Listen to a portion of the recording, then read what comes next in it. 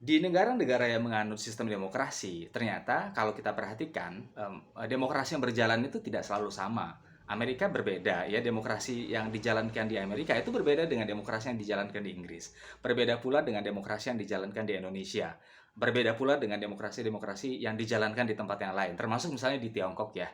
Walaupun Amerika sih tidak mengakui, ya, tidak berpendapat kalau Tiongkok itu adalah negara demokrasi, walaupun di sisi yang lain, ya, saya ingat di tahun 2021 di bulan Desember Cina itu pernah mengeluarkan buku putih, ya, sebagai jawaban, ya, sebagai sebuah klaim mereka bahwa Cina termasuk negara yang demokratis. Oke lah, ya, kita tidak mempermasalahkan apakah negara Cina demokratis atau tidak. Tetapi yang ingin saya sampaikan kepada teman-teman semua adalah masing-masing negara itu punya kekhasan, punya keunikan, punya kearifan lokal, ya, punya kearifan lokal demokrasi masing-masing, termasuk di Indonesia.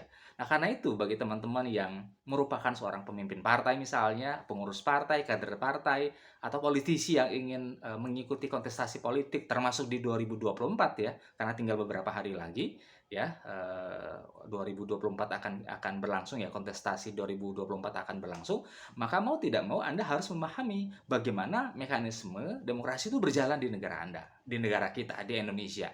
Kenapa? Karena kalau kita kemudian memahami bagaimana pola yang terjadi, bagaimana mekanisme demokrasi itu terjadi di Indonesia, maka Anda bisa menyesuaikan strategi pemenangan yang bisa Anda lakukan, begitu. Kenapa? Karena strategi pemenangan politik di Amerika tentu tidak sama dengan strategi pemenangan politik di Indonesia, ya. Tentu tidak sama juga dengan strategi pemenangan politik di negara-negara yang lain. Nah, karena itulah kemudian pemahaman kita yang utuh terhadap jalannya demokrasi di negara kita, ya, pemahaman yang utuh tentang kearifan lokal demokrasi Indonesia itu akan membuat kita punya kesempatan yang lebih besar untuk memenangi kontestasi politik dibandingkan mereka yang tidak memahami. Ya, ingat, kalau kita kemudian mengenal diri kita, mengenal musuh dan mengenal medan peperangan, mengenal medan pertempuran, maka kita punya peluang yang lebih besar untuk memenangi kontestasi politik. Nah, pertanyaannya, apa saja keunikan lokal demokrasi yang ada di Indonesia? Banyak sih kalau saya catat, tapi ada beberapa yang sangat menonjol. Misalnya yang pertama adalah Indonesia itu menganut sistem presidensial yang berpadu dengan multipartai. Ini unik, ya. Kenapa? Karena biasanya kalau kita mengacu pada negara-negara yang lain, konsep politik, sistem politik presidensialisme itu biasanya hanya berpadu dengan dua partai. Ya, di Amerika misalnya atau di negara-negara yang lain. Nah, sedangkan konsep multipartai biasanya dijalankan sistem politiknya dengan konsep parlementer. Nah, di Indonesia multipartai itu berpadu dengan presidensialisme. Nah, ini agak-agak unik gitu. Apakah salah? Tidak juga begitu. Tetapi memang ada implikasi yang akan kita dapatkan. Misalnya begini, karena multipartai, maka tidak akan ada partai yang dominan, ya. Karena multipartai maka tidak akan ada partai yang dominan. Hasil survei hari ini mengatakan bahwa paling tinggi partai itu hanya mendapatkan 20% suara, belum bisa dikatakan dominan. Betul bahwa dia lebih unggul dibandingkan partai-partai yang lain, tetapi dia belum mencapai 50% plus satu. Nah, karena itulah kemudian partai dalam kerangka pilpres, ya, mau tidak mau harus berkoalisi gitu. Nah, berkoalisi ini ada dua, berkoalisi untuk memenangkan pemilu dan berkoalisi ketika mereka berhasil menang, ya. Jadi berkoalisi dalam rangka untuk menjalankan kekuasaan yang berhasil mereka dapatkan. Yang pertama misalnya, secara aturan bahkan, ya, dengan adanya PT 20%, hari ini praktis cuma PDIP yang bisa mencalonkan diri, ya, mengusung seorang presiden. Nah, tetapi partai-partai yang lain harus berkoalisi, ya. Partai-partai yang lain harus berkoalisi. Belum lagi secara strategi pemenangan satu partai rasanya sih memang dianggap lebih kecil peluangnya untuk memenangkan kontestasi kalau dibandingkan dengan partai-partai yang berkoalisi. Karena itulah kemudian PDIP hari ini walaupun secara persyaratan bisa mengusung sendiri seorang calon presiden, rasanya dia tidak mungkin, ya, maju sendirian. Dia masih membutuhkan rekan koalisi yang lain. Kenapa? Karena angka 20% masih dianggap kecil, itu tidak dominan, ya. Angka 20% itu tidak dominan. Nah, apalagi ketika misalnya setelah dia memenangkan pemilu, anggap saja dia menang, maka setelah menang, ketika seorang presiden memenangi pemilu, maka dia juga membutuhkan koalisi partai begitu. Dan itu yang dihadapi pemerintah hari ini. Bagaimana kemudian koalisi pendukung Presiden Pak Jokowi begitu sangat dominan di DPR. Kenapa? Karena tadi mereka tidak cukup dengan satu dua partai, tapi mereka membutuhkan koalisi yang besar gitu.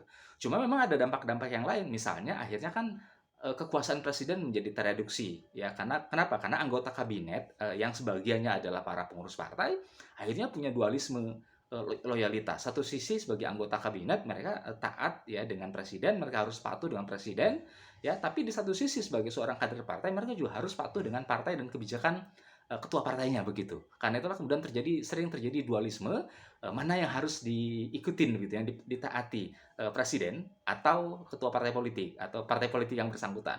Kalau seandainya dua hal ini seiring sejalan itu tidak masalah. Tapi kalau seandainya tidak seiring sejalan, maka sering sekali kemudian anggota kabinet harus memposisikan diri secara tepat ya, agar tidak dianggap tidak loyal begitu dengan presiden, tapi di sisi yang lain mereka juga tidak dianggap tidak loyal kepada partai masing-masing. Nah, itu keunikan Indonesia yang pertama. Belum lagi misalnya kearifan lokal yang lain, misalnya ya, kita lihat di beberapa daerah demokrasi yang dijalankan itu relatif agak berbeda. Di Aceh kita mengenal partai lokal ya. Di DKI, kalau di provinsi yang lain misalnya wali kota itu dia dipilih melalui pemilu, tapi kalau di DKI wali kota itu tidak dipilih ya, tidak ada pemilu. Di DKI gubernur itu sangat powerful. Kenapa? Karena dia berkuasa atas wali kota dan struktur ke bawahnya begitu. Di DIY beda lagi ya, di daerah istimewa Yogyakarta beda lagi ya. Di sana tidak mengenal pemilihan gubernur, di sana hanya mengenal pemilihan legislatif untuk tingkat provinsi, tetapi mereka juga mengenal pilkada ya untuk tingkat kota begitu. Di Papua juga sama ya, mereka ada kearifan lokal yang kemudian disebut dengan sistem noken begitu. Ya, jadi bagi teman-teman yang di Aceh, yang di Jakarta, yang di Papua, yang di Yogyakarta ya tentu harus menyesuaikan diri dengan konsep yang berlaku di wilayah masing-masing. Apalagi keunikannya. Nah, keunikan yang ketiga kalau saya catat itu adalah ada perdebatan antara sistem parlemen kita, apakah bikameral atau trikameral ya gitu. Bikameral, apakah bikameral? Bagi mereka yang berpendapat bikameral, karena kan legislatif kita ya atau parlemen kita terdiri dari dua, yaitu DPR dan DPD. Tapi bagi mereka yang beranggapan bahwa trikameral, karena di sana ada MPR gitu. MPR itu dianggap satu institusi tersendiri yang setara dengan DPD dan DPR. Jadi ada DPR, DPD dan MPR. Karena itulah kemudian teman-teman yang akan mengikuti kontestasi politik ya di 2024 ya tentu harus menyesuaikan diri gitu, mau bertarung di Dewan Perwakilan Rakyat ya, atau bahkan di DPD gitu ya, di DPD Dewan Perwakilan Daerah. Nah, belum lagi kalau kita mengenal model atau situasi yang berkembang ya, fenomena demokrasi yang berkembang hari ini. Misalnya adanya money politik ya, adanya money politik itu satu ya. Ini fenomena yang betul bahwa ini tidak bisa kita katakan sebagai sebuah kearifan lokal demokrasi di Indonesia ya, karena ini sesuatu yang buruk begitu. Tetapi kita harus memahami bahwa money politik itu ada dan harus kita perhitungkan ya, harus Anda perhitungkan bagi Anda yang ingin menjadi seorang kontestan politik begitu. Ya, tentu saya tidak menyarankan kepada Anda semua untuk menggunakan strategi itu, tapi bagaimana kemudian menghadapi orang yang menggunakan money politik gitu. Ya, karena tidak mudah ya. Tidak mudah. Money politik ini termasuk orang yang sebuah strategi yang dianggap efektif ya, tapi tentu salah karena ini melanggar hukum gitu. Tapi ini sangat merugikan bagi Anda yang sudah bertarung bekerja ya selama kurang lebih 4 tahun misalnya, tapi harus dikalahkan dengan sebuah strategi yang hanya dijalankan satu hari sebelum pemilu atau bahkan pagi ya, yang kemudian kita kenal dengan serangan pajar. Apalagi fenomena yang juga berkembang. Yang berkembang adalah ternyata partai politik di Indonesia ya, kalau kita lihat di Amerika Serikat misalnya antara Partai Republik dengan Partai Demokrat itu kan sangat beda sekali gitu ideologinya ya. Kebijakan Partai Demokrat misalnya ya begitu aja dulu, begitu aja terus gitu. Sedangkan kebijakan Partai Republik begitu aja selalu begitu.